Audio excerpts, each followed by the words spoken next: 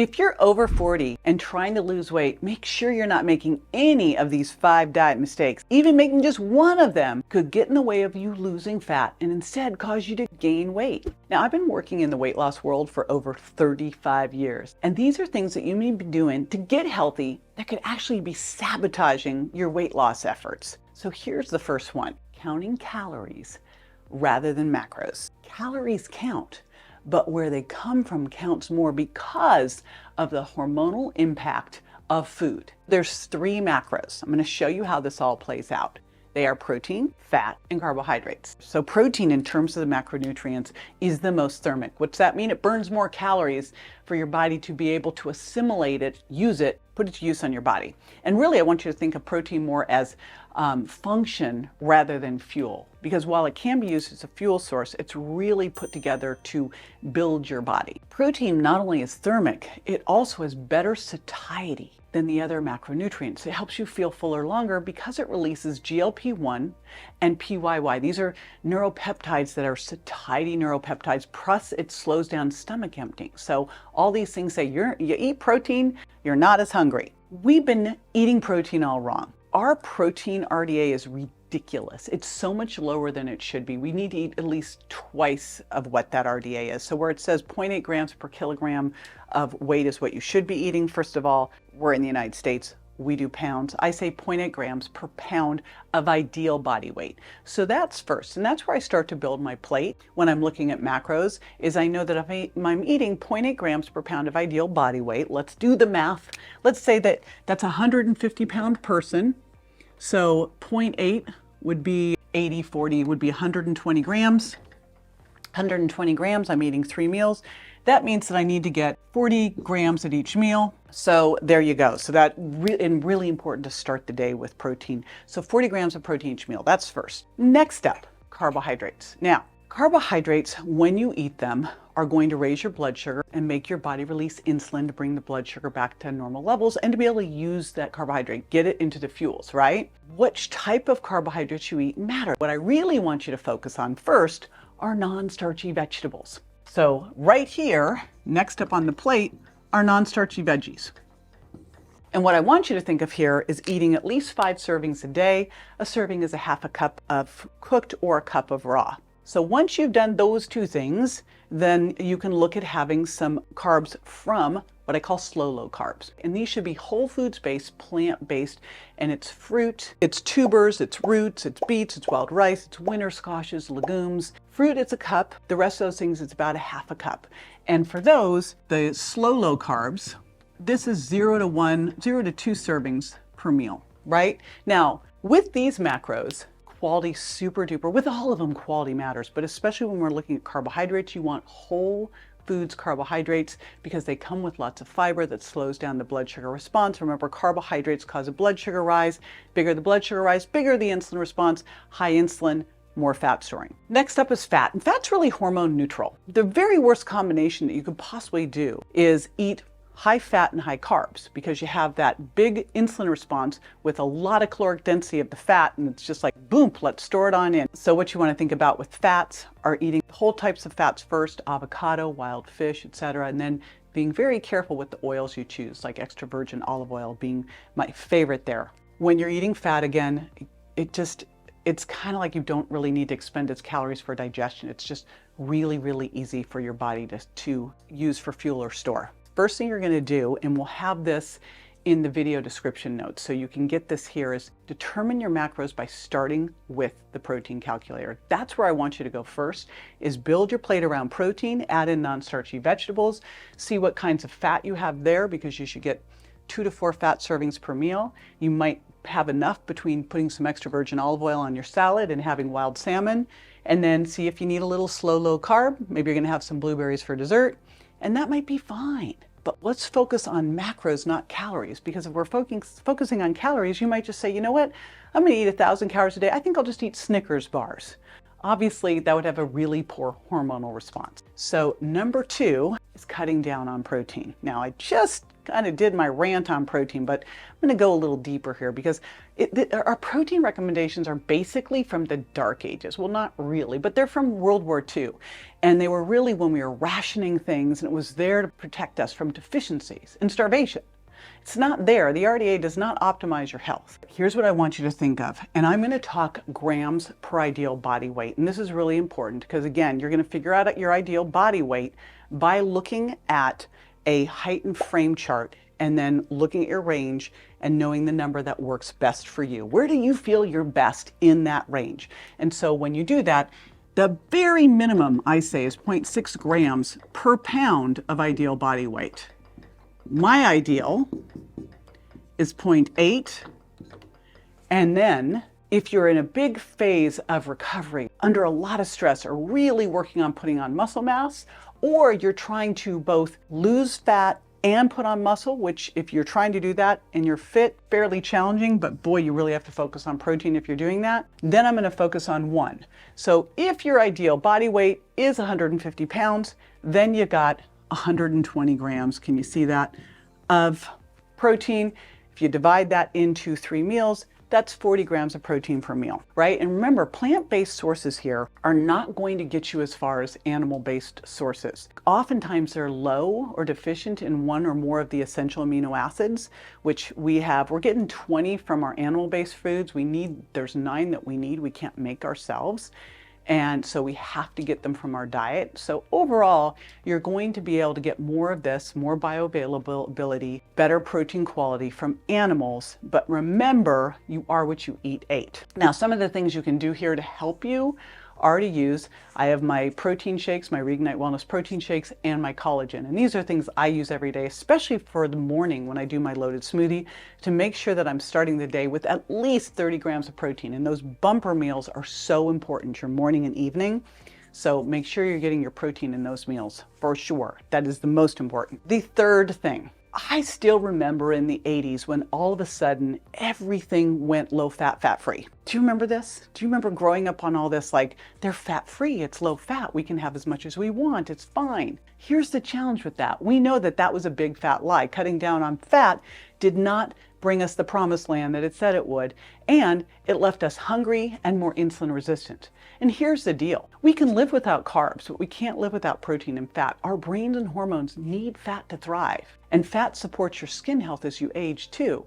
And making an oil change, having the right types of fat, lowers inflammation. Fat's key critical, helps our body make steroid hormones like cortisol and estrogen and progesterone and testosterone. It helps us produce cholesterol. And by the way, if you've been trained to think cholesterol is evil, you need cholesterol to make hormones. But the quality, again, is key. You got to make an oil change, which means you got to get rid of the canola oils, the corn oils, even the healthy sounding ones like safflower oils. Why? Because so many of these in the processing got rancid, and they tend to be higher in these omega-6 pro-inflammatory fats. What you want to do is go for whole fats first. So things like wild fish, nuts and seeds, avocados, olives. Then with your extra fat that you can have, then you go to oils. And if I'm using oils, I tend to stick with extra virgin olive oil, or I'll use some ghee, or I'll use some coconut oil. Those tend to be the ones that I use the most of. Plus, I take omega-3s every single day. I take my omega ultras from Reignite Wellness every single day because there's great research showing that omega-3s can help slow the aging process. In fact, there was a 2022 review in the Biomolecular Concept, and this one showed that omega-3 fatty acids may possibly affect telomeres. What are they? Well, telomeres protect our DNA, and they get shorter as we age.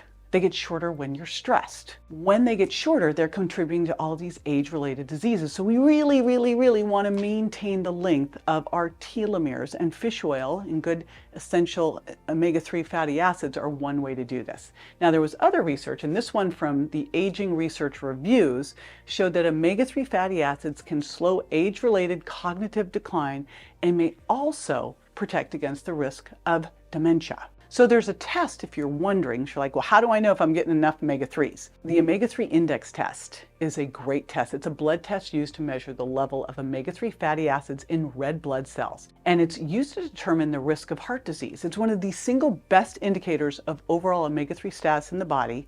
And omega-3 status is going to reflect both your dietary intake and how well you are converting plant and fish oils. So super important. And number 4 mistake is not taking enzymes for protein and fat.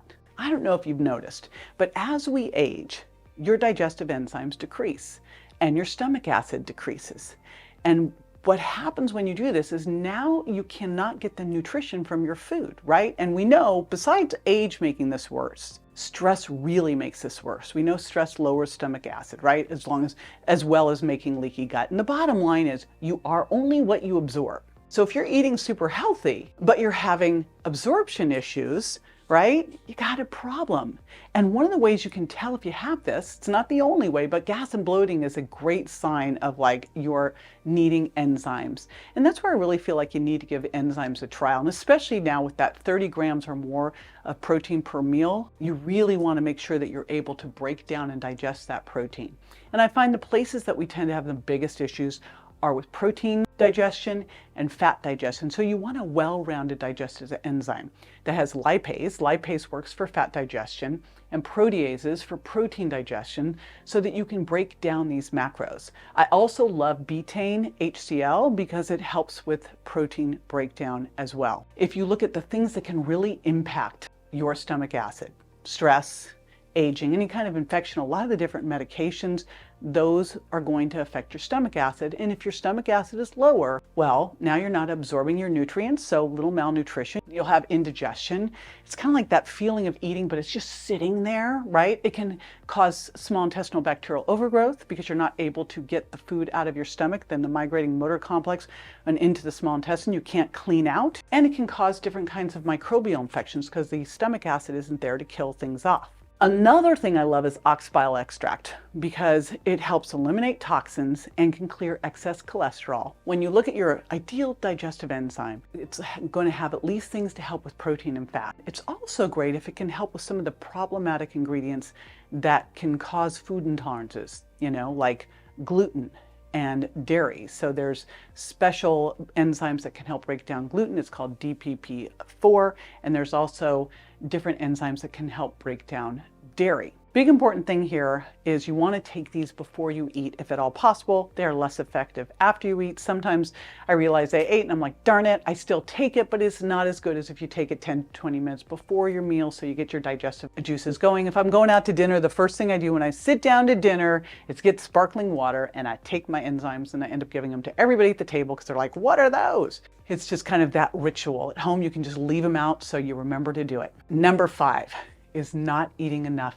cruciferous vegetables. And my rule is at least 5 servings a day of non-starchy vegetables. More is better. So I'm going to go 5 to 10 servings of raw and cooked. So raw is a cup, cooked is a half a cup. There's so much nutrient density in your non-starchy vegetables. You'll get folate, you'll get vitamin C, E, and K. You're gonna get all these phytonutrients, all these polyphenols that are so important for your gut microbiome. Plus you got fiber, which is key, important for a couple different reasons. Number 1, slows down stomach emptying, helps you feel fuller longer. It's great for detoxification, great for pulling, detoxifying the bad estrogens, detoxifying the cholesterols, gives you poops you can be proud of, adds bulk to your stool. So there's nothing I can say that's not fabulous about these non-starchy vegetables here. They're also going to help you, like if you sit down to eat and you have protein and non-starchy vegetables and you take your time, likely you're not going to overeat because you'll be full. One of the things that are important, and you've heard eat from the rainbow, eat by the rainbow, right? And you wonder why? Because the polyphenols are in these non-starchy vegetables and the colors mean different things. There's quercetin, sulforaphane, lycopene, lutein. All these things are due to different colors. So that's why you want these bright colors of like the red onion and the broccoli and the yellow peppers, right? And one other really cool thing that you get from non-starchy vegetables on some of them is you get some prebiotics. So things like broccoli, Brussels sprouts, cabbage, cauliflower, collard greens, kale, radish, rutabaga, these all have prebiotics, and prebiotics act like fertilizer for your gut bacteria. So they basically are like food to help your gut bacteria, the good ones, flourish. Other thing they do, and I kind of mentioned a little bit, is they can help detoxify estrogens. So perimenopause. As you know, perimenopause normally begins in your 40s, and this is where your hormones start to go down. Estrogen, everything, progesterone, estrogen, testosterone are going down, but sometimes progesterone's going steeper down more than estrogen, so you can become estrogen dominant, so the ratio comes off, or you'll start to have more of the bad estrogens that you need to detoxify, and you really need to support the liver in the processing and eliminating of excess estrogen, because a lot of that is what's giving you those really rotten menopause symptoms. And what's cool is cruciferous vegetables contain this compound called indole-3-carbinol. And what that indole-3-carbinol, I3C, does is it helps move excess estrogen through the detox pathways so that it can be eliminated. There was a Nutrition Reviews journal talked about how all of these veggies can reduce the risk of hormonal related cancers through this whole process of detoxifying them out. And that means breast cancer, endometrial cancer, cervical cancer. And I'm talking specifically about, I was calling the stinky vegetables, Brussels sprouts and cabbage and cauliflower and broccoli and kale. And big shout out to broccoli sprouts. Like, that's the best of all. There's actually no established recommendation. There's not like a dose. Oh, you need to have this much broccoli a day. But there was a 2000 study in pharmacological research that recommended at least 5 servings a week of those specific ones. But I think we can get that in every single day. You know, one day broccoli, one day cauliflower, one day Brussels sprouts. That's actually what we do at home, is we rotate them every single day. As we get older, sorry I had to say it, we just can't get away with the same diet mistakes we used to make in our 20s and 30s. We don't have that margin for error of our youth. So for a deeper dive on supporting your health after 40, especially as you start to move through menopause, check out my menopause playlist to learn how to lose weight and feel great through menopause, going keto through menopause, and how to master the transition so you look and feel better than ever.